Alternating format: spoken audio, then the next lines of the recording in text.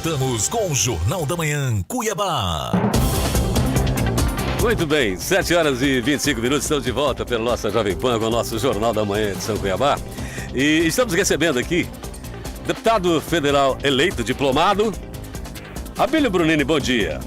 Bom dia, bom dia. É um prazer estar aqui com vocês. Prazer é nosso. Eu vou participar do nosso vídeo. Só uma brincadeira que eu fiz contigo aqui agora. Ele chegou, eu falei, chamei ele de Alexandre de Moraes por conta da aparência, às vezes estética, de costa né? estética, né? E ele me disse, olha, se eu fosse, você não podia falar isso nunca. Já pensou? Você já foi confundido, não? Não, Assim, graças a Deus. É que você também nunca teve no local que ele estava. Não sei, talvez por ser hétero e uma pessoa correta, não sei, nunca houve. Ou talvez Assim, pelo... É que eu sou mais gordo, né? Eu sou mais gordo, então... Um paletó de longe. E raramente eu tô de paletó, é sempre essa camiseta aqui, então é mais difícil de ser confundido. Tá bom. Abílio, você... Mas você sabe que você tá na Pan, né? Eu tô na Jovem Pan. Que é um veículo que frequentemente sofre por alguns perfis de censura, inclusive censura prévia, né? Não chegou até aqui ainda. Fala Cuiabá, né? Você fica chamando a atenção aí, logo. Pois fica provocando, né, Abílio? A gente Fica faz a nossa provocando. parte aqui, né, Abílio? Diz que ele já tá usando até um fone vermelho pra dar uma disfarçada. Não, eu sou de esquerda. Não, esse aqui né? já era. Esse aqui já era. Eu sei, brincadeira. Ó, os microfones. Só o meu que é amarelo, os outros são. O que você tá falando é vermelho. Ah, E é esse vermelho e microfone amarelo aí vai ser censurado. E é vermelho. A Jovem Pan trabalha com isso e muda, né, a estética de Claro, tempo. eu sei, brincadeira. Não foi proposital. E é vermelho e preto por causa do Flamengo, né? Tá Pois rubro é. negro. Ah, é? A caneca com água pra você aí. Ou então eu vou esperar outra caneca aqui, eu vou deixar... Brincadeira. Mas no Brincadeira. preto. Não, tudo bem. Então vamos lá. Descontrair de manhã é muito bom, né? Isso é bom. Mas vamos lá, vamos para a pauta. Você, logo após o resultado do segundo turno das eleições, poucos dias depois você foi para Brasília, teve uma reunião com o presidente, etc. Tal. E no retorno, teve uma publicação sua, falou, gente, o próximo presidente vai assumir, o exército não vai intervir, etc. e tal. E aí a galera do grupo falou, não, apaga isso, então você chegou até a apagar em respeito e tal. E em algum lugar você foi comparado ao mito da caverna. Você chegou lá, soube do que aconteceria, chegou e falou, olha gente, não vai acontecer isso. Mas aí estava naquele período das 72 horas ainda, por aí nos primeiros, e você apagou e não tocou mais no assunto. Bom, vamos lá. Lula já foi diplomado, sobe a rampa, assume e o exército não fará nada, é isso? Então, existe várias circunstâncias nessa situação. Uma delas é o que está programado, a programação. Qual é a programação? A programação, uma parcela dela já foi cumprida, o Lula foi diplomado, e a programação se dá no dia 1º de janeiro, que o Lula tomaria posse, inclusive está programado para isso. Brasília, eu tenho ido lá algumas vezes, nesse mês eu já fui umas 3 vezes, e... Você falou conosco de lá, inclusive. Então, assim, Brasília respira a transição de governo. É isso que está acontecendo. Isso eu tirei a publicação porque em respeito às pessoas que estão nas ruas. Porque assim, você percebe que ela está lá, ela está na chuva, elas estão lá na frente, elas estão buscando isso. Elas depositam toda a sua esperança e sua fé numa possível mudança de programação do que está aí projetado a acontecer, e em respeito a essas pessoas eu retirei a publicação. E muitas outras informações foram surgindo, aí veio aquele argentino que fez uma fala e vai dando esperança e vai alimentando e vai muitas coisas acontecendo. Porém, eu deixei de falar sobre esse assunto porque toda vez que eu vou em Brasília, a informação em Brasília, ela não condiz muito com o que a gente percebe aqui em Mato Grosso. É um pouco distinto o sentimento, você está entendendo? E existe o trâmite também legal, o Lula foi diplomado, beleza. Então tem 15 dias aí para o candidato que se sentiu prejudicado se manifestar sobre esse assunto e buscar a cassação da chapa diplomada. Pode ser que aconteça. Então assim, é claro que a gente tem percebido o TSE se posicionando claramente em relação aos dois candidatos, ao Lula e o Bolsonaro, e você percebe que muitas das decisões são mais favoráveis ao Lula do que ao Bolsonaro. Pode ser que o direito do Lula esteja... enfim, não vou fazer um questionamento sobre isso. Mas devido ao respeito aos manifestantes, e muitos eu respeito de verdade, porque são pessoas que são batalhadoras, são pessoas trabalhadoras, são pessoas que estão ali e elas acreditam que serão muito prejudicadas com o governo Lula, e eu também acredito que seremos muito prejudicados com o governo Lula. A prova disso já é tentar colocar um mercadante no BNDES, isso daí vai trazer um prejuízo para nós gigante, e outras ações. Então, assim, eu entendo muito isso. Eu cheguei até a falar para as pessoas que eu não acredito muito numa intervenção militar. Eu tentei falar para algumas pessoas, falei, gente, eu acho que é pouco provável, porque o Brasil não aguentaria, talvez, os impactos de uma intervenção militar no mundo de hoje. Não é a mesma coisa de 64. Hoje, por exemplo, uma intervenção militar traria as sanções internacionais, já seria um dos primeiros passos em questão da exportação. Isso foi dito para a gente lá, inclusive eu até tinha feito comentário na publicação, que as exportações seriam muito prejudicadas. Nós não temos uma capacidade de armazenar ou de processar tudo que a gente produz, nós não temos um Brasil preparado para isso. Além da exportação, que seria um problema, além das sanções internacionais na ONU, onde nós somos o maior concorrente dos Estados Unidos, e eles gostariam sim de nos prejudicar, já que eles nos veem como concorrente. Além disso, nós temos aí uma parcela significativa de pessoas que votaram no Lula, ainda que eu não creia que ele tenha ganho, mas existe uma grande parcela da sociedade que votou nele, e daria sim também uma guerra civil interna.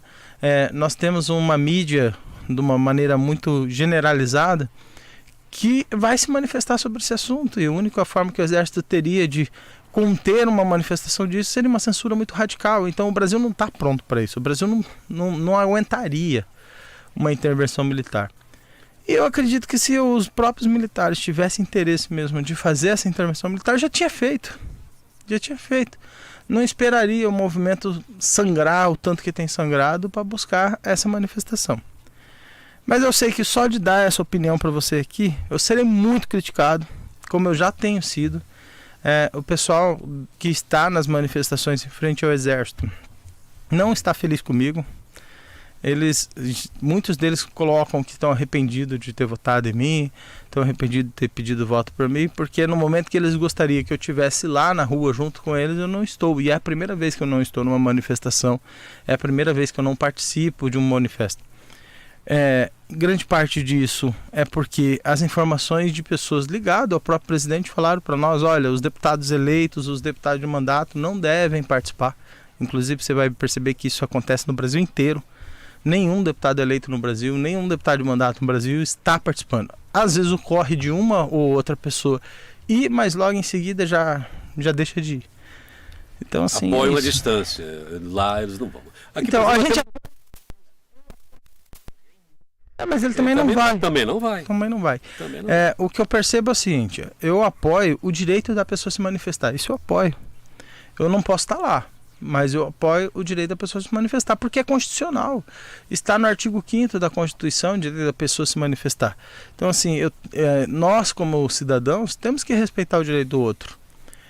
Agora, eu também compreendo que às vezes o caminho solicitado talvez não seja o caminho que mais vai se encaixar. E aí é aguardar o tempo para ver o que dá. A decisão que eles esperam hoje está na mão do presidente. A decisão que a maioria dos que estão na frente dos quartéis esperam, ela está na mão do presidente. O presidente Bolsonaro, ele tem total poder para tentar. Não sei se vai dar certo, mas ele tem um total poder para tomar a decisão. É ele que pode tomar a decisão, se quiser, do artigo 142, é ele que pode tomar a decisão de outro artigo, é ele, presidente, que pode tomar essa decisão.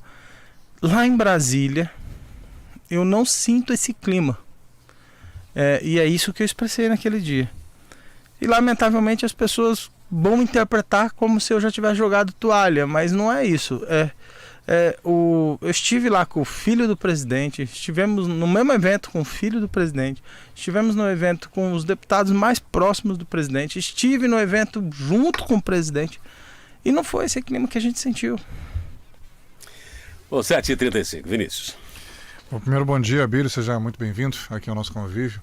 É um prazer poder te entrevistar e assim, meus parabéns, eu já falei para você em particular, mas quero te falar em público, né? 87 mil votos, né? Uma votação excelente, mais votada em Cuiabá, né? Estamos aqui falando de Cuiabá, 42 mil votos, né? E muito voto de opinião, né? Que eu sempre falo, né? É difícil ter um voto, né? A maioria das pessoas vota porque a pessoa fez alguma coisa por ela ou vai fazer, né? Agora, voto em você porque concordo com as suas ideias é muito raro, né? Só uma pequena parcela do eleitorado faz isso.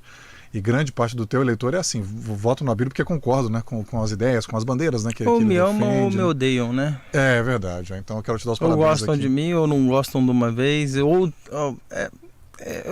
agradeço muito as pessoas do jeito que você está falando, eu agradeço muito, porque eu não tive voto de um cara que tem dinheiro e conseguiu contratar um monte de gente para trabalhar e não foi assim, é justamente o que você está falando, eu sou muito grato a Deus por isso e as pessoas. E isso é positivo, que eu costumo dizer, o voto de opinião é muito positivo para a democracia, que as pessoas estão votando com liberdade, né? Não porque receberam isso, receberam aquilo, né? Ou vão receber, né? Então isso é positivo, eu quero dar esse destaque, né? Mas o que eu quero te perguntar, meu amigo, assim, um tema que sempre aparece aqui, né, que é bom você mesmo esclarecer, é a tua condição jurídica, né? Uhum. Vai ser, porque houve a cassação lá na Câmara, né? E você conseguiu reverter até agora, né? Mas muita gente dá como certo que você vai perder, né, nos tribunais superiores, né? E aí fica a dúvida se é o Bezerra que assume, se é o Nelson Barbudo que assume, né? Que foi do próprio PL. O Misael mesmo fala que assim, tem certeza que vai ser revertida a decisão, né? Que você vai continuar cassado, né? Mais para frente, vai perder os direitos políticos, né? Como é que você vê isso, Abi? Olha, eu sei que tem uma torcida muito grande do Misael e da Câmara de conseguir isso, é natural, inclusive. Até porque o resultado da urna dele, ele se atribui um pouco a mim, né? Ele atribui que ele não teve a votação necessária e historicamente a gente percebe que os últimos presidentes da Câmara não obtêm sucesso. Você acha que até hoje ele ouve aquela frase assim, eu não quero ficar aqui, eu quero tirar você, fulano. Você acha que até hoje ele ouve isso, não? Olha, o Misael foi uma das pessoas que mais me doeu na Câmara Municipal, mais me doeu, porque eu gosto dele, tive uma amizade muito grande com ele antes de ser vereador, a história dele é uma história que eu admiro muito, ele tem uma ligação muito forte com a minha família, com a igreja. E o Misael, assim, eu torci demais por ele, aconselhei ele, conversei com ele, pedi ajuda para ele, então assim, não é uma pessoa que eu odeio ou que eu tenho rancor nem nada disso, até hoje não é uma pessoa que me preocupa com ele até hoje. Eu soube que ele não estava bem de saúde, me preocupei com isso também. Agora, politicamente nós somos muito diferentes. Politicamente, nós temos uma história próxima, nós temos família próxima, somos da mesma igreja, ele tem uma história de família, de igreja incrível. Misael tem uma história incrível. Um cara que veio de baixo, lutou e chegou onde chegou. Só que chegou onde chegou e na hora que ele chegou, ele mudou. Então assim, quando ele virou presidente da Câmara, eu explicava para ele, Misael, você é maior do que o Emanuel. Eu falava isso para ele. Eu falei, Misael, você não tem que ser capacho do Emanuel, você é maior do que o Emanuel. E ele não acreditou. Ele achou que ele tinha que ajudar o Emanuel. E quando ele precisou, o Emanuel não ajudou ele. Foi o oposto, o Emanuel largou ele. E aí, Misael não teve o resultado que ele esperava e perdeu a eleição. Assim como o Justino também foi presidente da Câmara e acabou deixando de lado. Assim como outros vereadores que lutaram pelo Emanuel. Emanuel não lutou por nenhum deles. E prova tá aí. Os deputados que mais alcançaram o resultado, os candidatos que alcançaram o resultado na Assembleia Legislativa, são aqueles que lutaram por si mesmos. Porque o Juca já tinha sido traído pelo Emanuel na primeira eleição para deputado, e aí agora que ele cuidou dele mesmo e o Emanuel nem deu tanta dedicação ao Juca, o Juca conseguiu um resultado melhor. E agora o Emanuel fica falando que ele que fez parte, mas não foi. Todo mundo sabe que o Emanuel apoiou um cara que nem aqui de Cuiabá não é, apoiou um cara que é candidato no PP lá de outro lugar, apoiou o Éder Moraes, tem vídeo dele aí declarando apoio para Éder Moraes, que teve uma votação pífia. Então assim, eu falo... Tá virando pastor agora, pelo menos. Eu torço que vire, eu torço para que todo mundo venha a Cristo, aceita Jesus e tenha a sua mudança de vida. Eu acho que isso é válido, Jesus está aí para todo mundo. Agora, a justiça está aí também para todo mundo, a lei de semeadura também está aí para todo mundo. Agora, eu enxergo que que por mais que tenha muita gente torcendo contra mim, pra gente tentar voltar para aquela linha, por mais que tenha muita gente torcendo contra mim, eu acredito na misericórdia de Deus de tal forma que se não fosse a misericórdia de Deus, eu não estava onde estou. O que sua defesa diz pra você? Pra você ficar tranquilo que tá na Não, rua? advogado advogado, isso é muito bom. Advogado assim, muito próximo que estão envolvidos no processo. E assim, tem aquele que bota o terror na vida da gente, né? Olha, tá preocupante. E tem uns outros que falam, olha, nosso direito é muito bom. Os advogados envolvidos com o processo, no caso o Alexandre César, não o Alexandre César, mas o Alexandre César Lucas, o nome. O Fabrício Cruvinel, o Gilmar, o Dr. Maurício e outros advogados que estão envolvidos no processo, eles conseguiram uma tese muito boa, com base em tudo o que aconteceu na Câmara Municipal. E nisso, eles demonstraram à justiça que há erros insanáveis, como, por exemplo, não seguir o rito do próprio processo da Câmara Municipal. E o parecer da Comissão de Justiça na época também, vale ressaltar, o Lilo e o Quero, que deram o parecer naquela época, eles demonstraram que para caçar um vereador tinha que ter a licença na Comissão de Ética, na Comissão de Constituição e Justiça, tinha que seguir um rito. Não é só caçar, ele tem um processo. Também tinha o Decreto de Lei 201/67, que, assim, uma série de legislações, e os vereadores não seguiram esses processos. Recentemente o Ministério Público Federal deu um parecer no processo, que realmente esses processos não foram seguidos.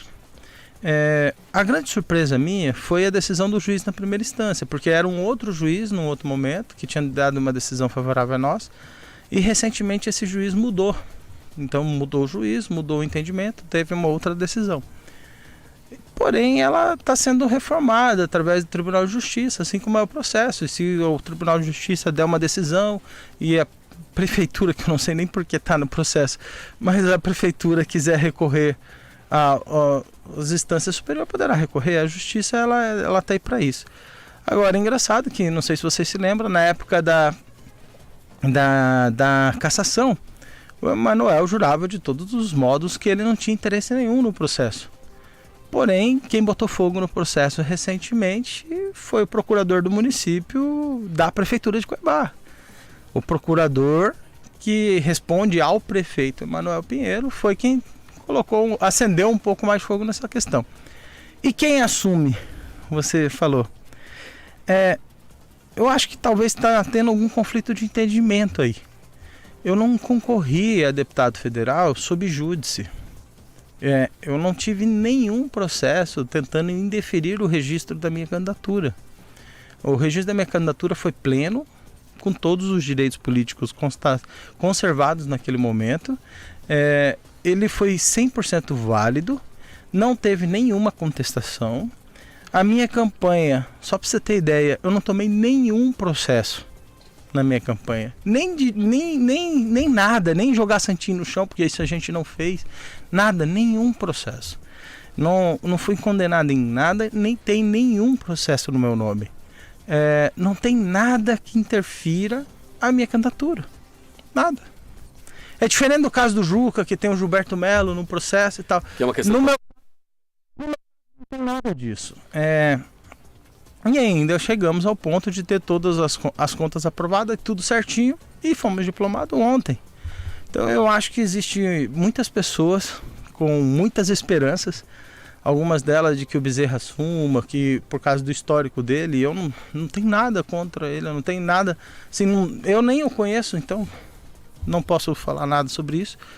Mas algumas pessoas depositam esperança em coisas que... Todo mundo conhece o Bezerra, todo mundo que está aqui conhece. Não, sim, mas eu tô falando pessoalmente, assim, sim. Eu não conheço, nunca tive com ele pessoalmente, assim, só no aeroporto, às vezes, sim, da Oi e tal.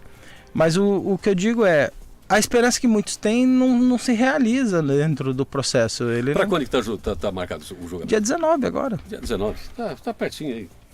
Não, mas isso ainda vai ter um pouco mais de tempo aí, eu acredito, porque tem o processo dia 19, cabe recurso, cabe um monte de coisa.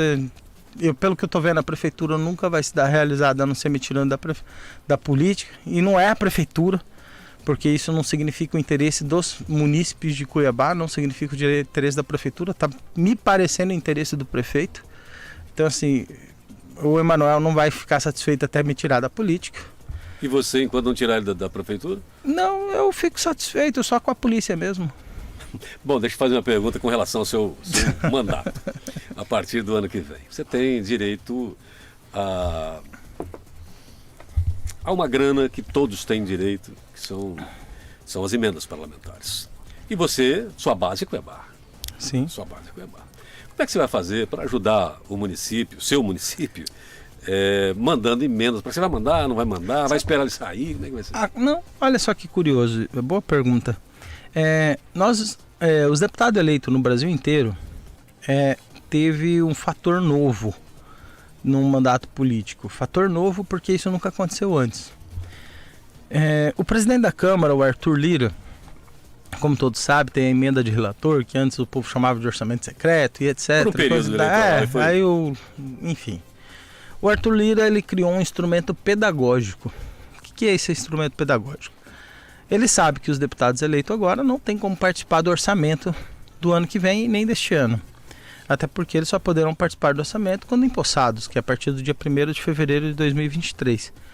Mas ele, na intenção de nos ajudar a entender o que é uma emenda, como apresenta uma emenda e quando ela é paga, como que tem que conversar com o governo do estado. Isso para antecipar, porque muitos deputados no ano que eles assumem, eles têm muita dificuldade com isso.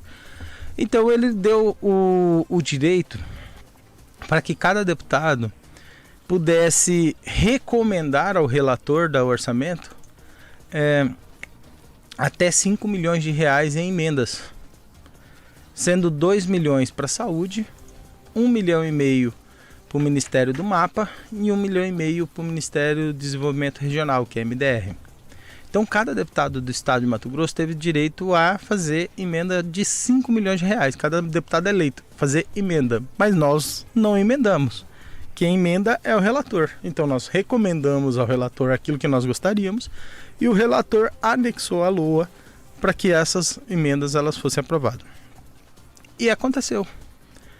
Eu solicitei ao relator 2 milhões de reais para o hospital geral, o HGU.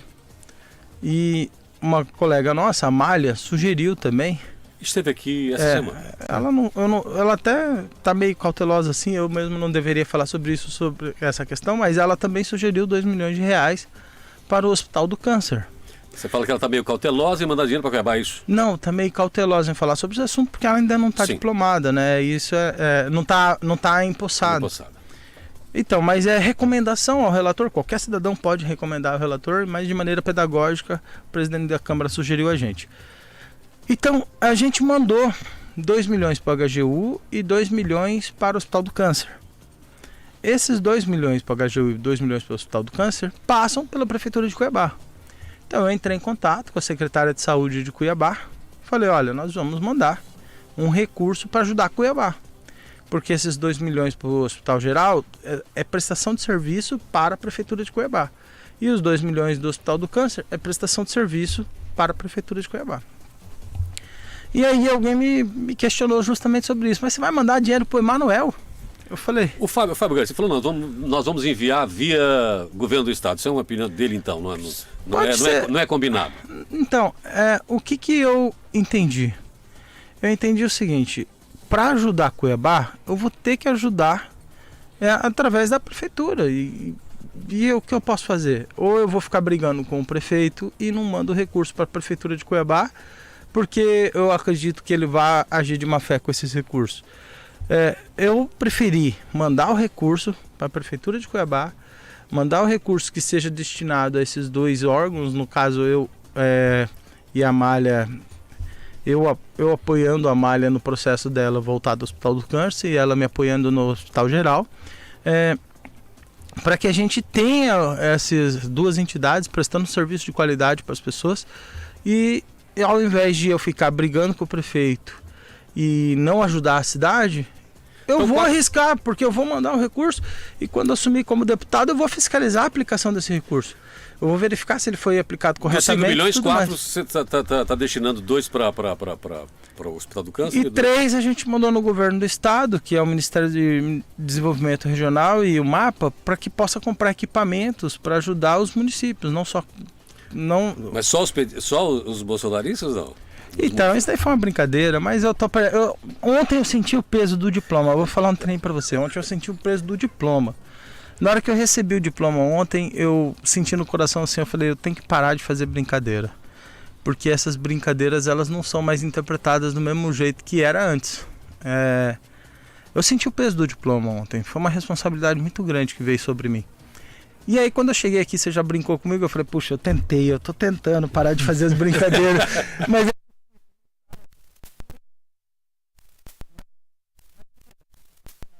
cuidado com minhas redes sociais, isso é fato.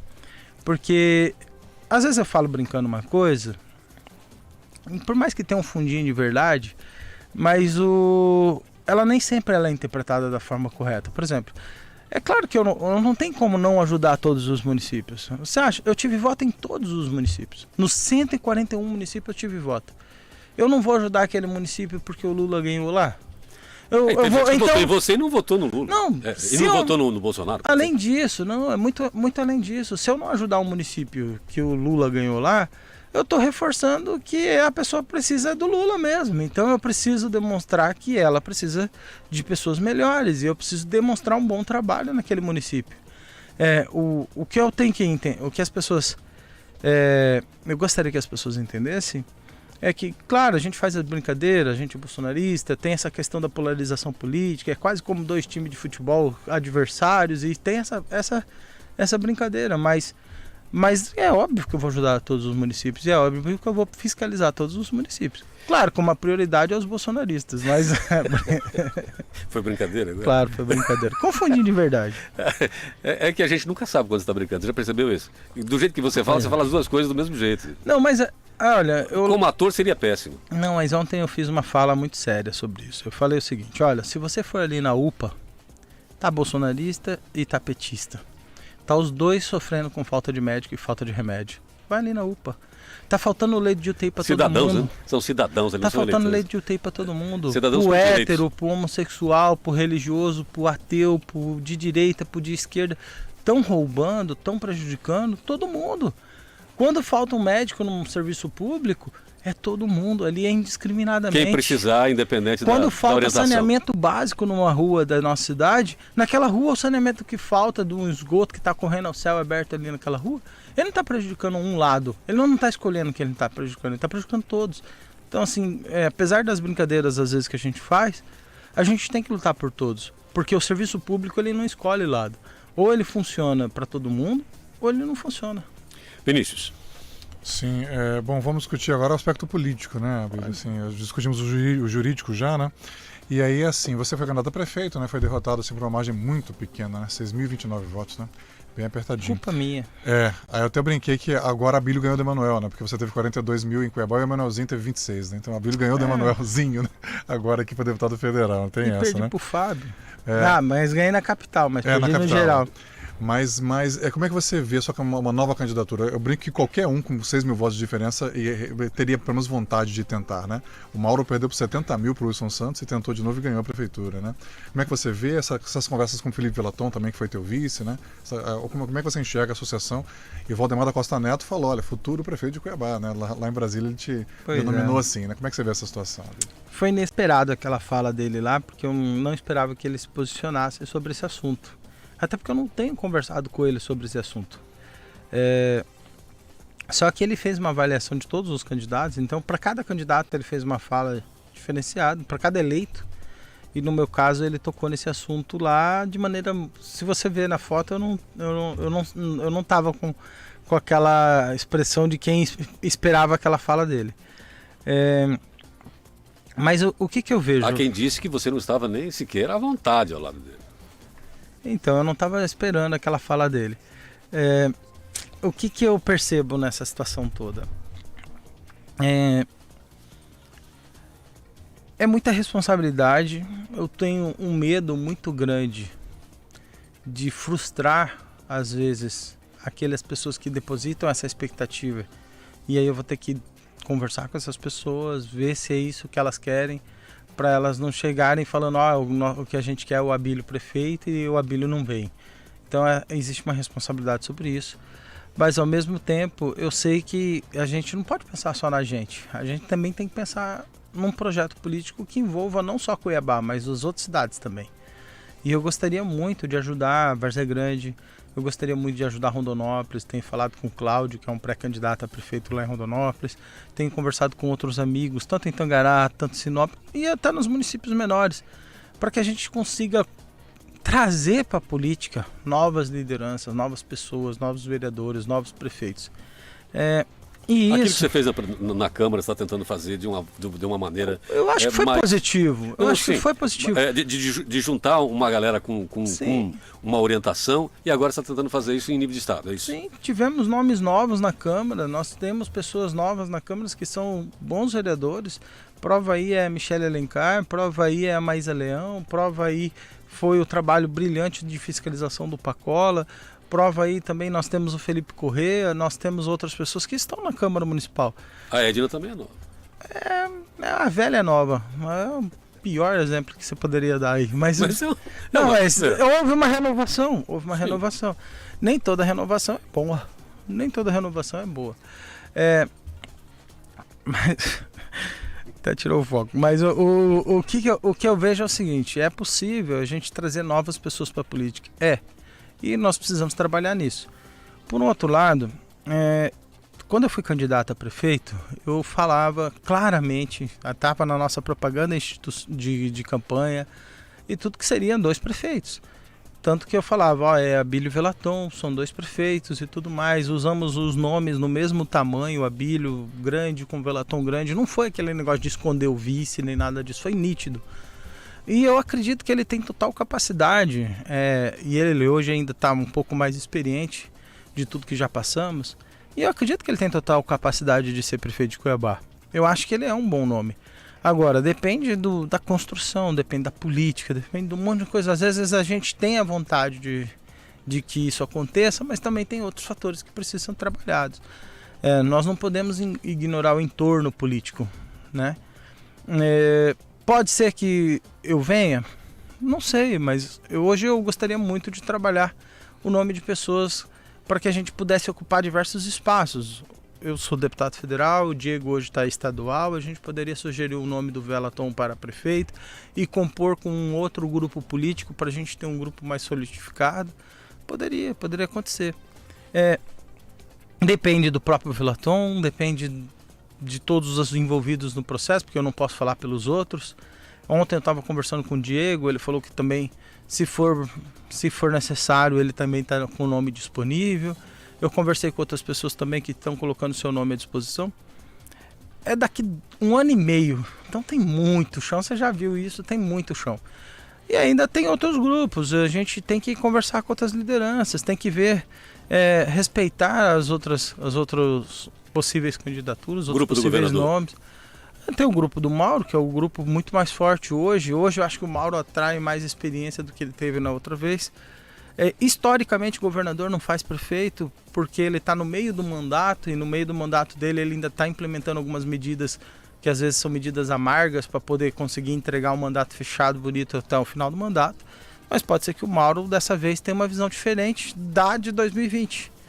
E se ele tiver uma visão diferente da 2020, começar a fazer política um pouco mais cedo, pensando no município de Cuiabá, talvez ele consiga entregar também um projeto melhor. Você acredita que não era para eu ser candidato em 2020? Não era para eu ser candidato a prefeito. Olha, você sabe que você me deve uma, né? Não, eu não era para ser candidato a prefeito em 2020. Em 2020 eu tinha ligado pro Beto 2-1, hoje deputado, ligado para ele na véspera e falei, Beto, por que você não põe o Velaton, né, como candidato a prefeito, e o Bucic vem vice do Velaton? Daria o Velaton e o Bucic e eu viria vereador buscando a reeleição.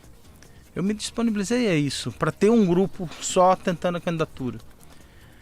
O Beto falou que ia falar com o Fábio Garcia, e naquela ocasião o Fábio Garcia falou que ele seria o possível candidato. E na véspera, o Fábio Garcia recua. E aí queria que eu recuasse. Eu falei, não dá, pô. Aí você tá brincadeira, vocês vão deixar até o último minuto e quer que a gente recua. E ainda recuar para apoiar um outro candidato? Eu falei, olha, o que eu gostaria é que a gente pudesse compor-se. E ainda assim, se quisesse compor, dava para compor. Só que eles optaram por não compor, lançar outro candidato. Então, assim, se for fazer do mesmo modo, o resultado às vezes acaba dando no mesmo. Agora, se tiver uma visão política, e eu acredito que o Beto tem uma visão política muito boa, eu acredito que o Fábio tem uma visão política muito boa. E se eles começarem a fazer essa política um pouco mais cedo, preparando candidaturas, organizando isso um pouco mais cedo, talvez no meio do mandato do governador, aonde possivelmente ele ainda terá medidas difíceis a ser tomadas, talvez ali, se ele decidir juntar alguns grupos, ele possa entregar um resultado diferente. Nós estamos com o tempo aqui já. Eu sei, eu estou tomando seu tempo de propósito, porque as perguntas estão vindo cada vez mais duras. Aí eu estou tentando... O Abílio praticamente decidiu num restaurante aqui de frente da rádio, né? Saiu dali para anunciar a candidatura, eu estava almoçando Você estava lá. Eu esperei que você pagava o almoço, mas não foi Foi quando acontecido. eu falei para você que você me deve uma, porque jornalista tem essa, né? O furão ali na hora e eu não sabia. Não, hoje mesmo você já tirou umas 3 perguntas aqui que eu não falei para ninguém. Pois é, tem uma... E eu vou apanhar não de tem, muitas não é só delas. sim ou não, tá? Tá.